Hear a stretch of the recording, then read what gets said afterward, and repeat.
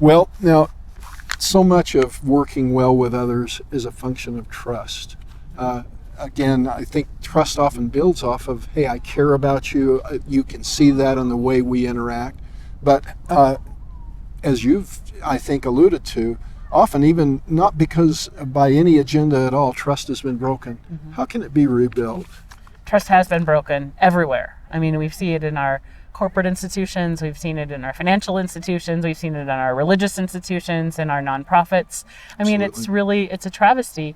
How it can be rebuilt is it starts with this. Yes. And even more importantly, it starts with this. Yeah.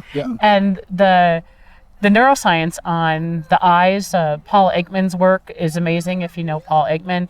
Mm-hmm.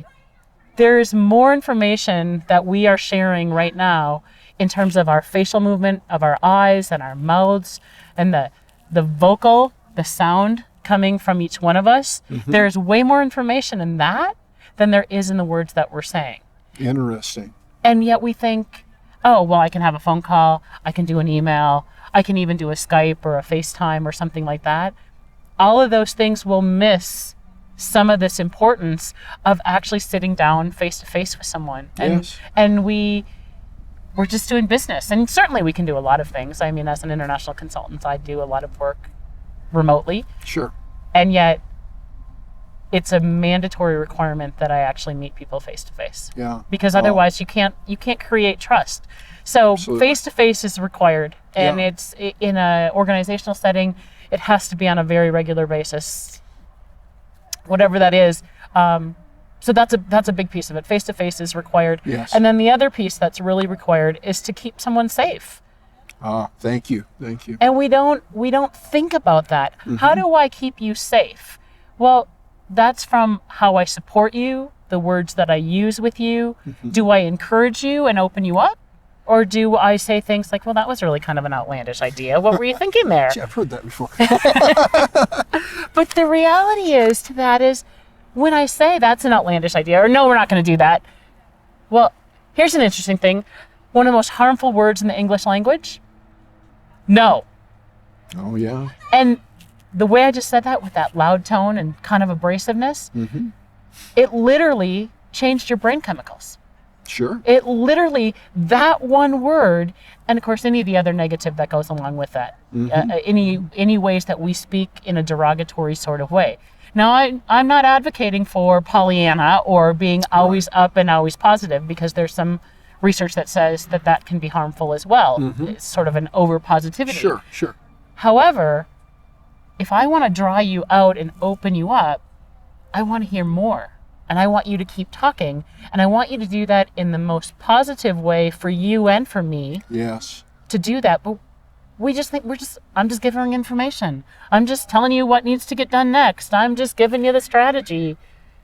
We don't realize how critically important the word choice and how we frame that is. Well, I agree with that. I've had the occasion several times in my career to be in a turnaround CEO role, and the level of trust when you walk in as the new person there to do that is really low. Mm. In fact, is this guy the hatchet man? Am I about to be thrown out of here? That's right. And one thing you said that I would just give a second witness to is my approach has always been to go in and say, hey, you folks don't know me, but I'm going to immediately start taking you to lunch, to breakfast. We're going to sit down and talk. And I just have questions for you. And usually the questions are, tell me about yourself. I want to learn a little bit about you and your life, not just what you do here at work. Secondly, that, hey, there are problems here. I've been brought in to move things, but I don't know, other than looking at the financials, what those are. And so tell me what you think they are and what you would do if you were in my shoes to change this. And then finally, what can I do to support you in this interim period while we're figuring out together what we ought to do? And so I love that. So often I think people who are in that kind of role come in and I am the savior, I'm going to fix it, and I've got my specific set of strategies, and boy, you better all toe the line. And what I have found that is if I can build that trust And it's not like they're going to invite me over for dinner and to tend their kids or something. That's not what I'm talking about. But rather that, hey, this guy isn't so scary after all. He's interested in what I have to say, and I'm going to participate in fixing this.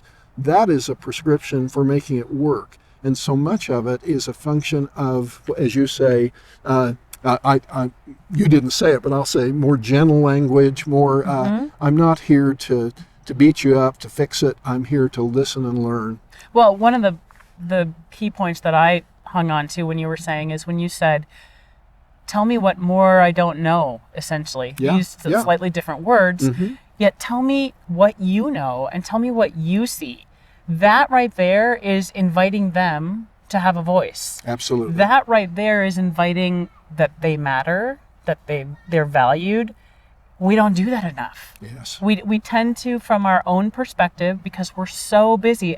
I really believe most of this is unintentional. You know, we open our emails every morning and there's 150 or 200. Oh, boy. And we know that there's going to be another 200 2 hours later. And so it's all of this that we have to get done. I don't get it done without you. That's right. I need you. And in order to correct. get you to do it, it can't be my agenda. It has to be us together. And more importantly, it has to be how you are going to embrace and do this. Yes. And hopefully there's a piece of what I want in there, or at least the outcome. Too often we're prescriptive of this is how it has to be done. If any of you would like to find out more from Dr. Andrea Luoma, I'm going to give her just a minute to tell you how to make that connection. My website is www.andrea, Andrea, Luoma, Luoma.com. All one word. AndreaLuoma.com. Or you can reach me via email at DRA@AndreaLuoma.com. We would love to have your comments on our interview today, and Andrea would be happy to respond. Certainly I would as well. So we look forward to any comments or insights you have. Thank you.